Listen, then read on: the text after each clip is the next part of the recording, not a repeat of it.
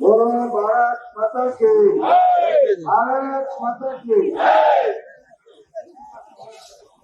जोश ಐತಿ ಜೋಶ್ ಕೊಡೈತಿ ಈಗ ಇನ್ನು ಮುಂದೆ ಹಿಂಗೆ ಜೋಶ್ ಹೆಚ್ಚಾಗ್ತಾ ಹೋಗಿ 2 ವರ್ಷ ನಡೀರಿ ಬಂಧುಗಳೇ. ನಮ್ಗೆಲ್ಲ ಗೊತ್ತಿದ್ದಂತೆ ಹಾವೇರಿ ಜಿಲ್ಲೆ ಒಂದು ಸಾಮ್ರಾಜ್ಯದ ಶಾಂತಿಯ ಬೀಡು, ಸರ್ವಜ್ಞನ ನಾಡು, ಭಕ್ತ ಕನಕದಾಸನ ನಾಡು, ನಾಡು. ಇಂಥ ಸಾಮರಸ್ಯ ಶಾಂತಿವಾಗಿರುವಂತಹ ಈ ಜಿಲ್ಲೆಗೆ ಕಾಂಗ್ರೆಸ್ ಪಕ್ಷ ಒಂದು ಶಾಪವಾಗಿ ಬಂದಿದೆ. ಕಾನೂನು ಸುವ್ಯವಸ್ಥೆ ಸಂಪೂರ್ಣವಾಗಿ ಹದಗೆಟ್ಟಿದೆ. ಇವತ್ತ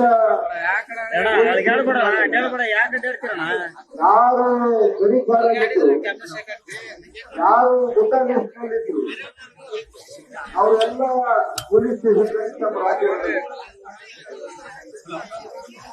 ಮತ್ತು ಪ್ರತಿಯೊಂದು ಪೊಲೀಸ್ ಸ್ಟೇಷನ್ನಲ್ಲಿ ಏನು ಬಹಿರಂಗವಾಗಿ ತೋಟದಲ್ಲಿ ಎಲ್ಲಾ ತಾಲೂಕಿನ ತೋಟದಲ್ಲಿ ನೂರಾರು ಜನ ಅವ್ರಿಗೆಲ್ಲ ವ್ಯವಸ್ಥೆ, ಊಟ ತಿಂಡಿ ಎಲ್ಲ ವ್ಯವಸ್ಥೆ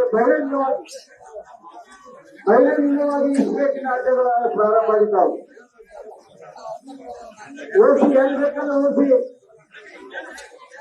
ಬೀಡಿ ಅಂಗಡಿ ಚುನಾವಣೆಯಲ್ಲಿ ಓಸಿ, ಕಿರಾಣಿ ಅಂಗಡಿಯಲ್ಲಿ ಸರಾಯಿ ತಗೋದಿ ಹೊಡೆದವರು ಎಲ್ಲ ದುಡ್ದವರೆಲ್ಲ ಇವ್ರಿಗೆ ತಗೋಬೇಕಾಗುತ್ತೆ. ಅಂತ ಒಂದು ಪರಿಸ್ಥಿತಿ ಜಿಲ್ಲೆಯಲ್ಲಿದೆ. ಎಲ್ಲಕ್ಕಿಂತ ಅಂತಂದ್ರೆ ಜಿಲ್ಲೆಯಲ್ಲಿ ಡ್ರಗ್ಸ್ ಪ್ರಾರಂಭ ಆಗಿದೆ. ನಾವು ಸುಂದರಪ್ಪ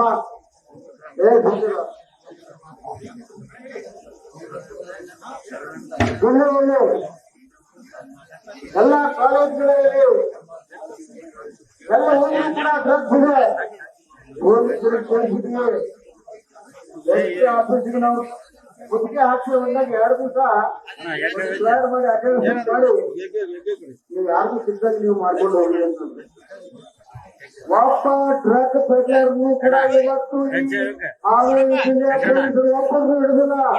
ನಿರಂತರವಾಗಿ ನಡೀತಾ ಇದೆ. ಡ್ರಗ್ ಪೆಡ್ಲರ್ ಜೊತೆಗೆ ಶಾಮೀಲಾಗಿದ್ದಾರೆ, ಪಾರ್ಟ್ನರ್ ಆಗಿದ್ದಾರೆ. ಇಸ್ಪೇಟ್ ಅಡ್ಡಾದಲ್ಲಿ ಪಾರ್ಟ್ನರ್, ಓಸಿ ಬರೆಯೋರ ಜೊತೆಗೆ ಪಾರ್ಟ್ನರ್, ಸರಾಯಿ ಮಾರೋರ ಜೊತೆಗೆ ಪಾರ್ಟ್ನರ್, ಡ್ರಗ್ಸ್ ಮಾಡೋರ ಪಾರ್ಟ್ನರ್, ಪಾರ್ಟ್ನರ್ಶಿಪ್ ನಡೀತಾ ಇದೆ. ಪೊಲೀಸ್ ಸ್ಟೇಷನ್ ಏಜೆಂಟ್ಗಳಿಂದ ತುಂಬಿದೆ. ನಾನು ಮುಖ್ಯಮಂತ್ರಿಗಳಿಗೆ ಹೇಳಕ್ಕಿದ್ದೆ, ಕೆಲಸ ಮಾಡಿಬಿಟ್ರಿ, ನಿಮ್ಮ ಎಲ್ಲ ಏಜೆಂಟ್ಗಳಿಂದ ಅದೊಂದು ಬಾಕಿ ಅವ್ರಿಗೆಲ್ಲರಿಗೂ ಇನ್ಫಾರ್ಮ್ ಕೊಟ್ಬಿಡ್ರಿ. ಪೊಲೀಸ್ ಸ್ಟೇಷನ್ ಒಂದು ಸಮಿತಿ ಮಾಡಿ ಇನ್ಫಾರ್ಮ್ ಕೊಟ್ಬಿಡ್ರಿ. ಈ ಪೊಲೀಸ್ ಅಧಿಕಾರಿಗಳಿಗೆಲ್ಲ ಮನೆ ಕುಂದಿರ್ಸ್ಬಿಡಿ.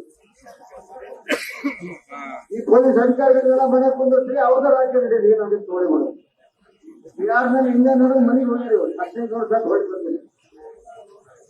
ಇದೇ ತರ ಮುಂದುವರೆದ್ರೆ ಇನ್ನ 15 ವರ್ಷ ಕಾಂಗ್ರೆಸ್ ಮತ್ತೆ ಅಧಿಕಾರಕ್ಕೆ ಬರಲ್ಲ ಅನ್ನುವಂತ ಮಾತನ್ನ